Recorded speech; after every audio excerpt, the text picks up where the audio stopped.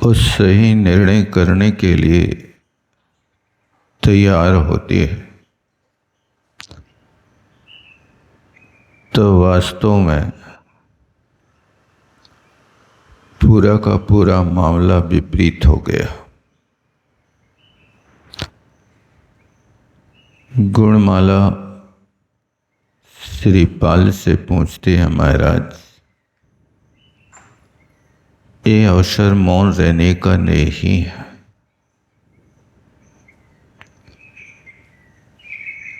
तब जाकर के श्रीपाल ने संकेत दिया कि जहाज में स्थित रहने वाली रैण मजूसा से आप मेरा परिचय पूछ लो। तब गुणमाला वही करती है और रैण मजूसा राजा धनपाल के सामने आकर के जब श्रीपाल का परिचय देती है, तो धनपाल सोचता है मैं बहुत बड़ा पापी हूँ, मैंने बिना सोचे निर्णय ले लिया। श्रीपाल महाराज के पास दौड़े दौड़े शमशान घाट जाते हैं। उस श्रीपाल से कहते हैं, महाराज मेरा अपराध क्षमा कर दो, मैंने बिना विचार किए निर्णय ले लिया, कपटी लोगों के कहने से, अब क्षमा करो। तब श्रीपाल एक मुस्कान लेते हैं और कहते हैं, हे धनपाल, आपके पास जितनी शक्ति हो, सैन्य बल हो, उस सारी सैन्य बल को लाकर के मेरे सामने खड़ा कर दो। यदि वो सैन्य बल मिलकर के भी यदि मेरी उंगली को सीधा कर दे तो मैं तुम्हारी शक्ति को समझूं। श्रीपाल ऐसा उनको कहते हैं, लेकिन धनपाल बहुत विनम्र भाव के साथ में क्षमा प्रार्थना करते हैं। वो वहाँ से घर लेकर के आते हैं और राजद्वार में आते ही राजा धनपाल कहता है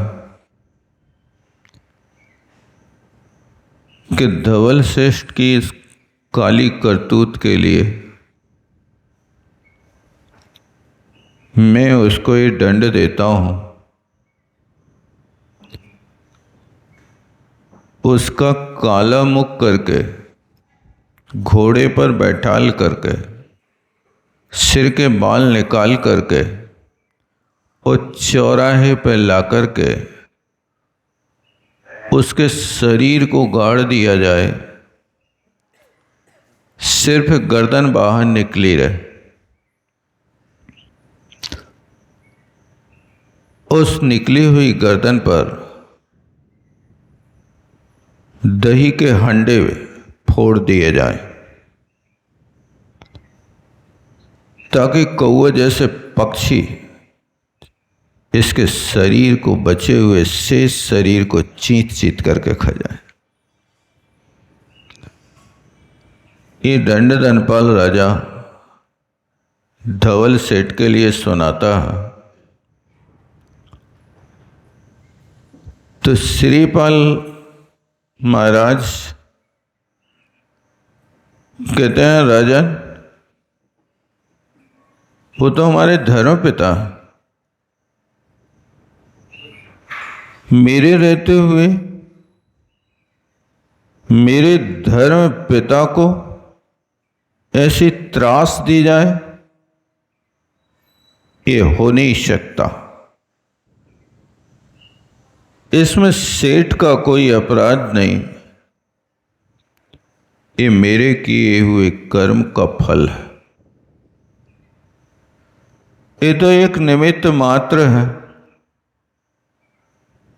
वो स्वार्थम को न वांछति। संसार का प्रत्येक प्राणी अपने स्वार्थ की इच्छा तो करता ही है। ये अपना स्वार्थ चाहता है,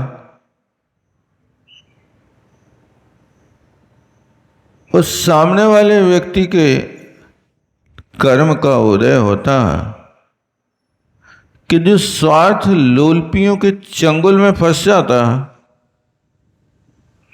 किंतु बदला तो वो लेते हैं जिनके पास सैद्धांतिक बुद्धि नहीं होती। बाकी जो कर्म सिद्धांत को समझते हैं वो निमित्त को दोष नहीं देते, अपने स्वयं किए हुए कर्म का ही फल मानता है। ये तो नियम है कि आप सामने वाले एक निमित्त को टाल दोगे, लेकिन निमित्त के टालने से कर्म थोड़ी टलेगा।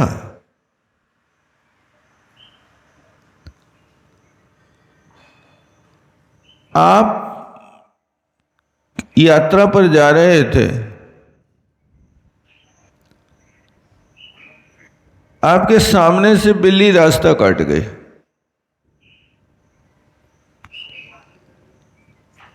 अब आप उस बिल्ली को कोसते हैं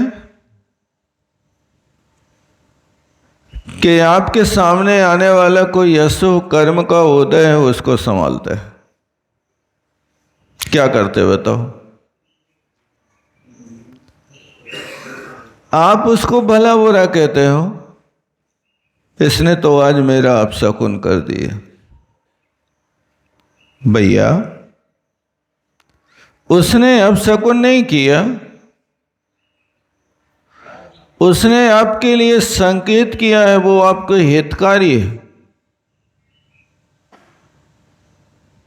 आप इस कार्य को मत करिए, आज उल्टे पैर लौट जाइए। लेकिन आप प्रतीक्षा करते हैं कि उसने रास्ता काटी है तो हमारे पहले कोई दूसरा व्यक्ति निकल जाए तो ये हमारा अपशकुन मिट जाए। लोगों की अनेक प्रकार की सोच होती हैं। कई लोग करते हैं कि कोई नहीं निकल रहा तो चुल्लू भर पानी लेकर के उस लाइन पर डाल देते हैं जहां से बिल्ली निकली है, जब हमारा रास्ता कट गया। क्या चुल्लू भर पानी डालने से तुम्हारा अशुभ कर्म नष्ट हो जाएगा? इस संकेत मिला है तो उस संकेत के माध्यम से आपको सतर्क होना कि आज हमारे निजी अशुभ कर्म का उदय आने वाला है। ये तो उपकारी है कि कम से कम हमें संकेत दे दिया जाने के पहले उस संकेत को पाकर के आप नहीं समझ तो गलती किसकी? ट्रेन चल रही है और उसके लिए यदि रेड बत्ती जल जाए तो क्या करता है? ट्रेन की स्पीड बढ़ाता है कि ट्रेन को खड़ी कर देता है? अब वो ट्रेन वाला ड्राइवर उस लाल बत्ती के लिए मिटाने की कोशिश करे तो इससे क्या होगा? तुम्हारे लिए संकेत दिया जा रहा है कि आगे खतरा है, पटरी उखड़ी पड़ी है, आप आगे मत बढ़ना। लेकिन ना समझ लोग मूल वस्तु को नहीं समझते। किसी एक निमित्त को लेकर के बैठ जाते हैं। निमित्त का अर्थ मालूम क्या होता है? निमित्त उसे कहते हैं जो मित्र की तरह आपकी रक्षा करे। नितराम मित्रा इति निमित्ता। अच्छी तरह से आपके लिए सहयोग कर देवे। भैया ये संकेत है। एक लाल झंडी को देख करके इतनी बड़ी ट्रेन रुक जाती है। आपके सामने ये सिग्नल हुआ तो आप क्यों नहीं रोके? श्रीपाल महाराज ने धनपाल को समझाया, जो भी हुआ है ये हमने पहले कर्म किए हैं, उसका फल भोगना पड़ा। जिनके द्वारा मैं पूजनीय हूं वही लोग मेरा अपमान कर रहे हैं, मृत्यु दंड दे रहे हैं। तुम्हें मौन इसलिए था कि देखो मैंने ये कर्म किया, इसलिए आज इसका फल भोगना पड़ रहा है। उस कर्म की निद्रा होने दो, यहां बोलने की आवश्यकता नहीं। उस अशुभ कर्म की निद्रा होगी, अपमान का काल पूरा होगा तो गुणमाला आएगी और रेण मजूसा बताएगी और फिर हमारी आरती उतारी जाएगी।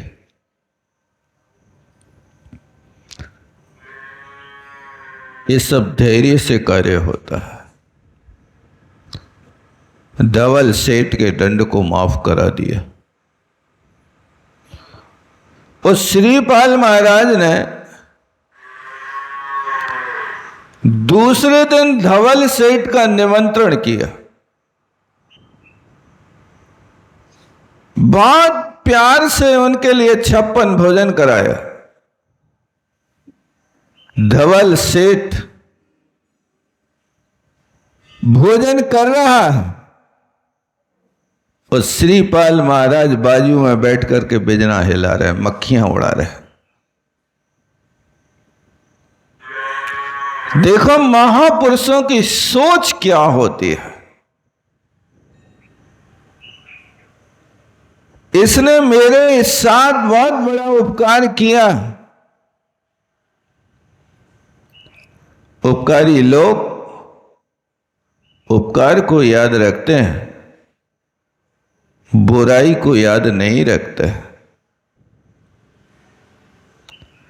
लेकिन कुछ लोग ऐसे होते हैं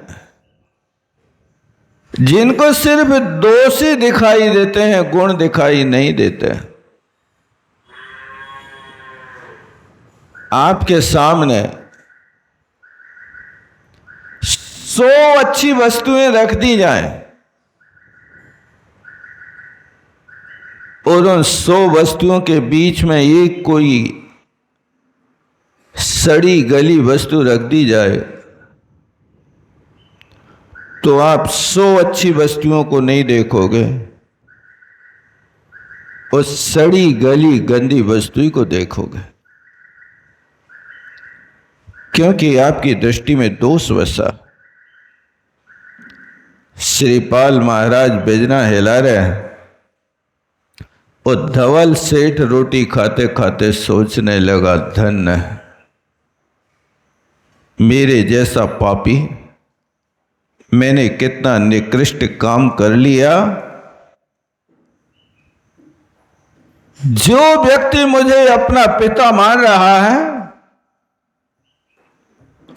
मुझे जैसे पापी ने अपनी संतान का ही घात कर दिया।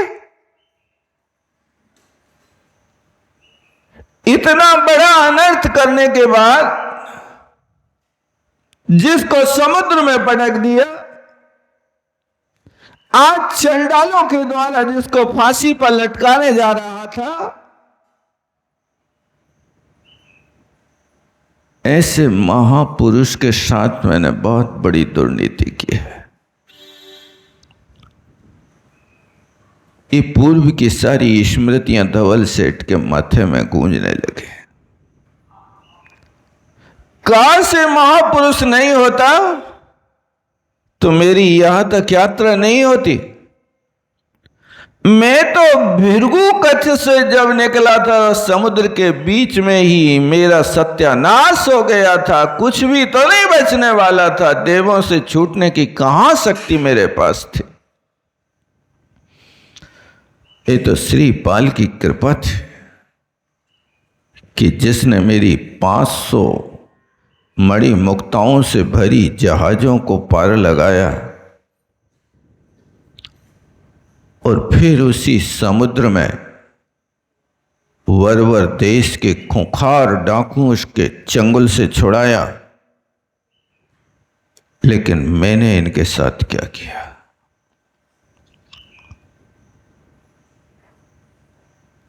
हमेशा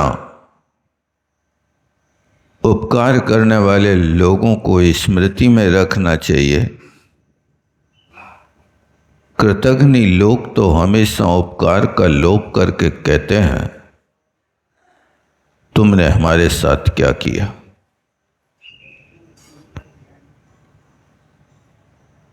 ये प्रश्न खड़ा करने वाले लोग बड़े नासमझ होते हैं। तुमने क्या किया? अरे ये कहो तुमने क्या नहीं किया। आपके उपकार से ही तो आज हम पैरों पे खड़े हैं। घड़ा यदि कुंभकार से कहे कुंभकार हम अपने उपादान से घड़ा बने, तुमने क्या किया?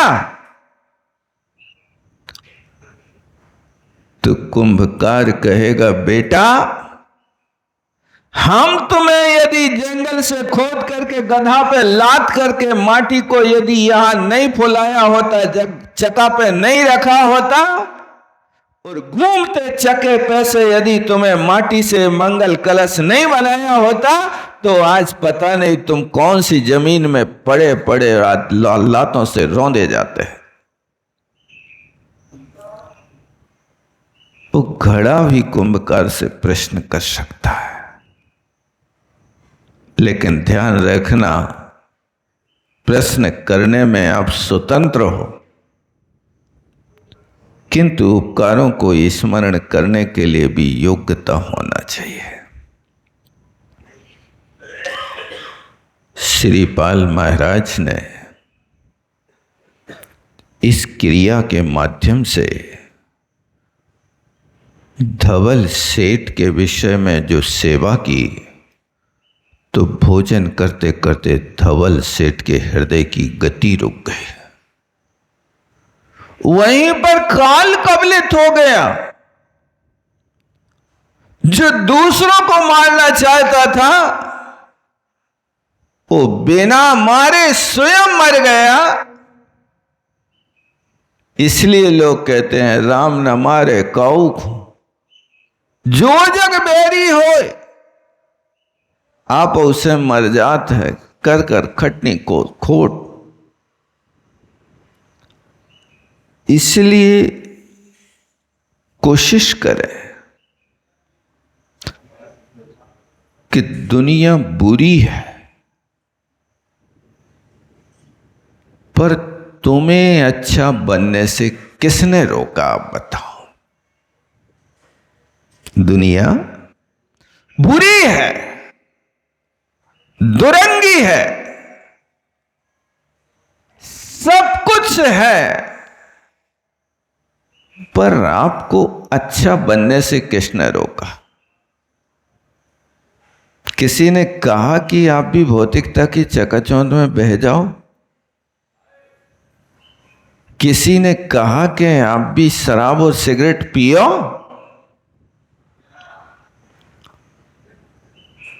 अच्छा बनना है तो कांटों के बीच में फूल खिला रहता है। आप भले ही दुनिया बुरी हो, परिवार बुरा हो, भाई बुरा हो, पत्नी बुरी हो, पर तुम तो अच्छा बन करके दिखाओ, तुम तो अच्छे बने रहो। ये नहीं कर पाते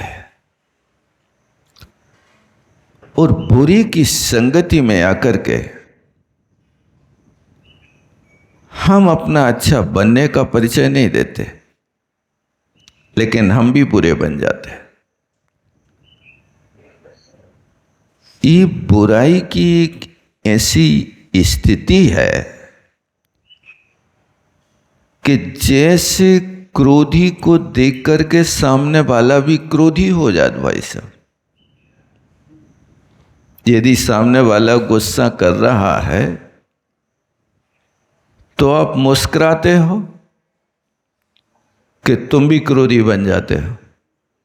क्या करते हो बताओ? कौन ने कही थी? किसने कहा? यानी एक क्रोधी व्यक्ति के पास इतनी शक्ति है कि वो 1000 लोगों को क्रोधी बना देवे।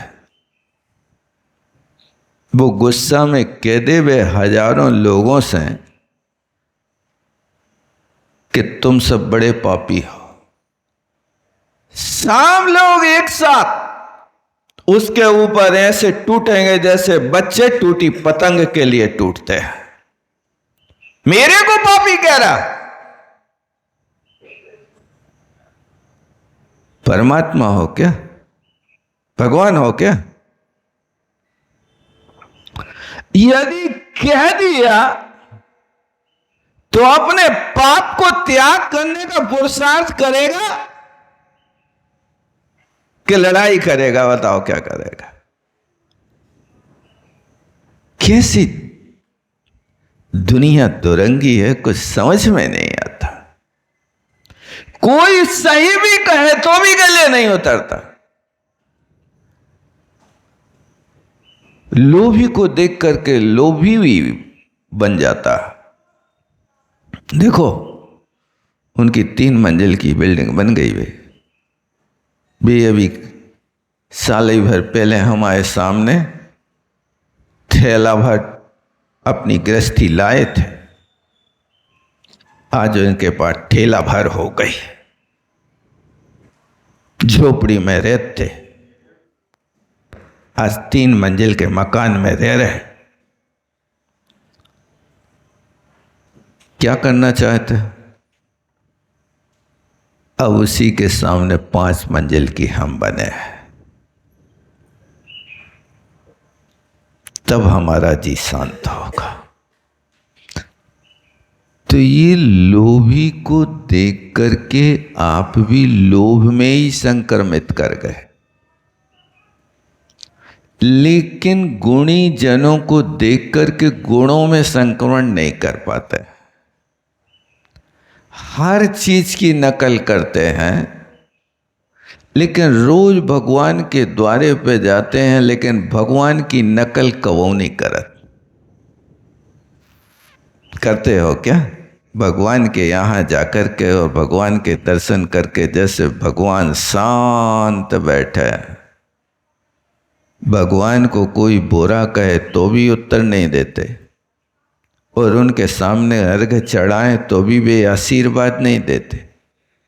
महाराज से तो अपेक्षा रखते हो कि हम नमोस्तु कर रहे हैं सो तुम आशीर्वाद दे दो, और आशीर्वाद नहीं दे हो तो कल से नमोस्तु ने कर। भगवान से भी ऐसा कहते क्या? भगवान सावलिया पारसनाथ, इतने बरस हो गए तुम्हारे यहाँ माथा टेकते हैं, आज तक तुमने आशीर्वाद नहीं दिया। बोला है ना देते क्या? नहीं मालूम है कि आप कुछ भी नहीं देंगे फिर भी मेरी झोली भर जाएगी। इस तरह जैसे बुरे कार्यों को देख करके आपके परिणाम बुरे होने लगते हैं, इसी तरह अच्छे गुणी जनों को देख करके आप भी कोशिश करो कि हम वैसे ही बने। यदि आप ये करेंगे तो आप सफल साधक बन जाएंगे, मोक्ष मार्गी बन जाएंगे। उस श्रीपाल महाराज ने अपने जीवन को ऐसा बनाया कि श्रीपाल महाराज के पास एक गुण थे। सबसे पहला गुण था न्याय प्रिय थे। श्रीपाल जी कभी अन्याय नहीं करते थे। और दूसरा गुण था लज्जाशील हमेशा रहते थे। लज्जा व्यक्ति का सुरक्षा कवच है। इस सुरक्षा कवच से हमेशा ढके रहना चाहिए। आचार्य ने तो ये लिखा कि नारी के शील की रक्षा सिर्फ लज्जा ही करती है। जब तक लज्जा है तब तक कोई आंख उठा के देख नहीं सकता, और जब लज्जा समाप्त हो जाती है तो उनको कोई संभाल नहीं सकता। इसलिए उस लज्जा गुण का पालन करो। आप लोग जैसे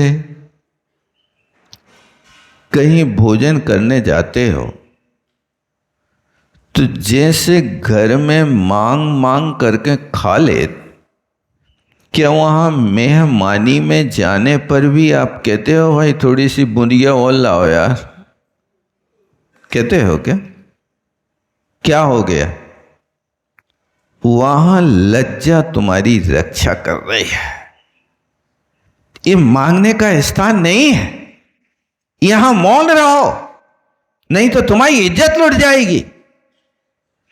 जैसे वहां आप अपनी रक्षा कर लेते हो, इसी तरह प्रत्येक स्थान पर लज्जाशील होना चाहिए।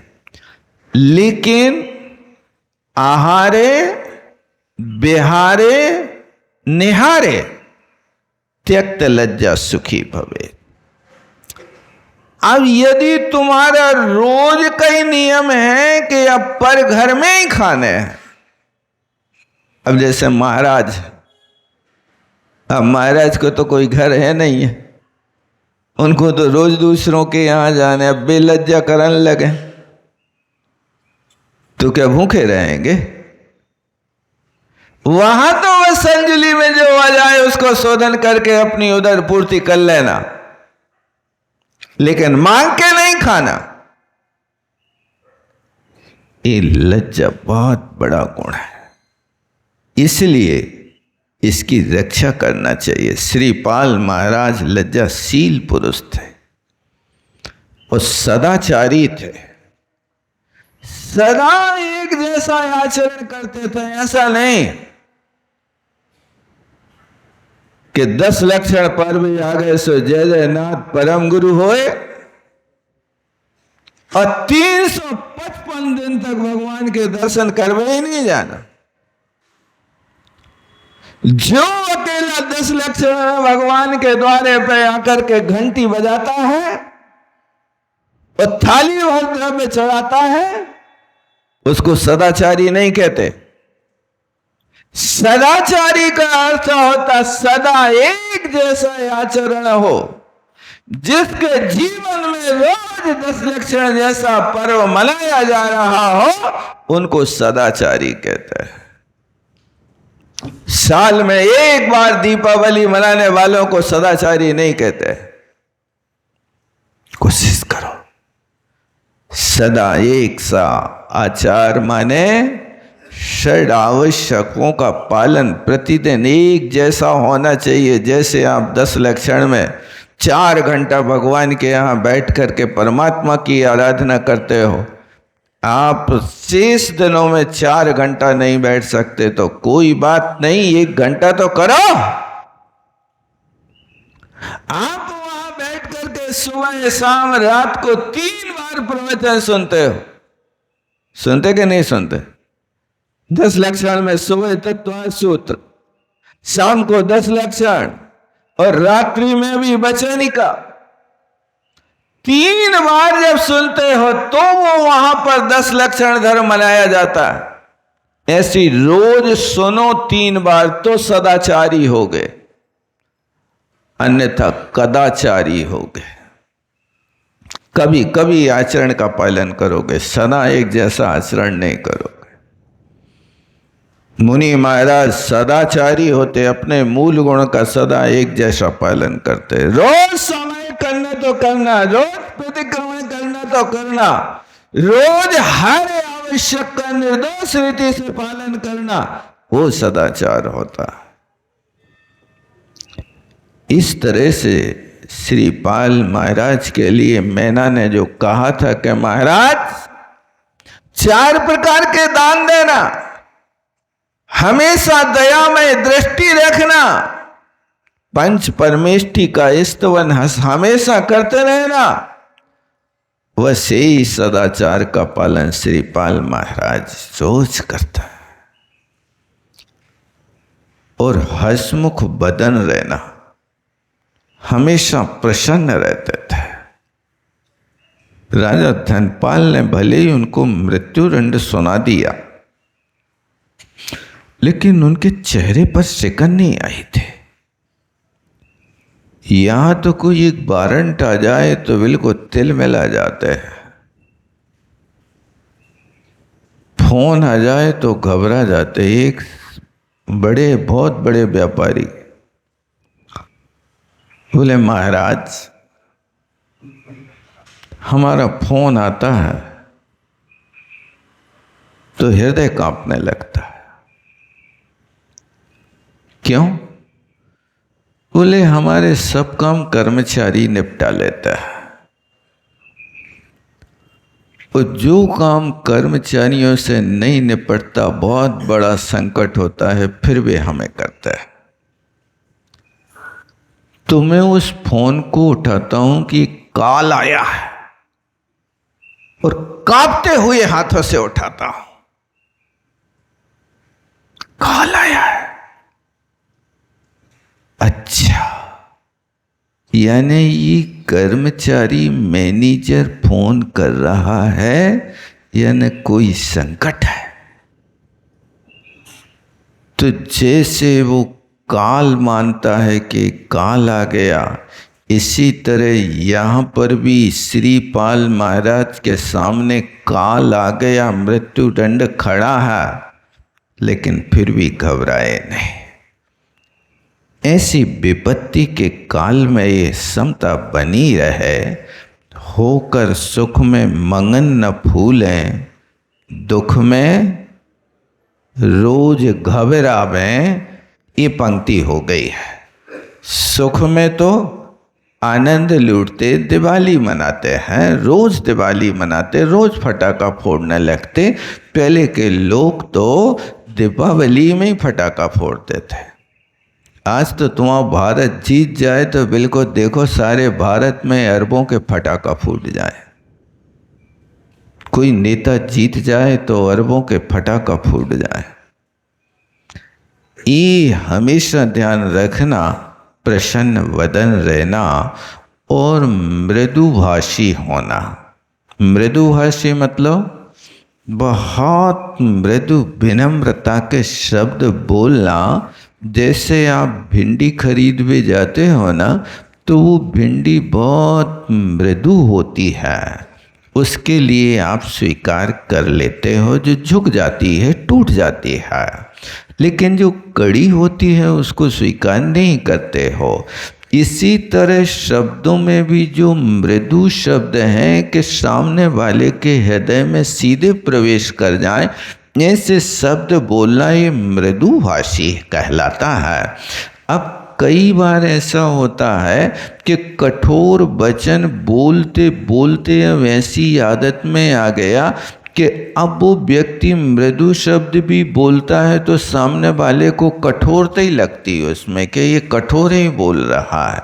एक महानुभाव कह रहे थे कि हम कितना अच्छा बोले, हंस के बोले, हम बोलते ही लोगों को आग लग जाती। अब पहले से तुमने लगा के रखी है, सुबह संस्कार आज भी पड़े हैं कि तुम यदि अच्छा भी बोलोगे उसमें भी कहीं ना कहीं गड़बड़ी होगी। इसलिए उस अवस्था से ऐसा व्यवहार बनाना। और एक लक्षण था उनमें कि वे निरभिमानी थे, कोई प्रकार का अहंकार उनको छूता नहीं था। ये गुण श्रीपाल महाराज के पास थे। कितने गुण थे याद भाई कि नहीं भाई? पहला गुण था न्याय प्रिय। क्या था? हमेशा न्याय करते थे। और दूसरा था लज्जाशील होना। लज्जा बहुत बड़ी रक्षा कवच है। और तीसरा गुण था सदाचारी थे। मिलान करो, क्या आप सदा एक जैसा आचरण करते हैं? चौथा लक्षण था कि वे हमेशा हंसमुख बदन रहता था। और पांचवा लक्षण था कि वे मृदुभाषी थे। और छठवां लक्षण था कि कभी यह अहंकार को धारण नहीं करते थे। इतने गुण यदि आपके अंदर आते हैं तो शायद आप भी श्रीपाल के नाम से जाने जा सकते हैं। इस तरह श्रीपाल महाराज ने धवल सेठ को भोजन कराया, बड़े प्रेम के साथ कराया। और भोजन का ये प्रभाव पड़ा कि धवल सेठ पीछे लौट करके आया इतिहास की ओर। और इस इतिहास की ओर आता धन्य है जिस महापुरुष ने इतना बड़ा उपकार किया, उसके साथ मैंने ऐसा धोखा कर दिया। इस सोचते धवल सेठ की हृदय गति रुक गई। अब आगे क्या होता है, समय हो गया। बोलो आचार्य गुरुवर विद्यासागर जी महाराज की। जावाणी के ज्ञान से सूझे लोकालोक, सोवाणी मस्तक धरूं सदा देत हूँ धोख। हे जिनवाणी भारती तो है जपोंद नैन, जो तेरो शरणाग है शो पावे सुख चैन। देव भजों अरहंत को गुरु सेवो निर्ग्रंथ, दया धर्म पालो सदा यही।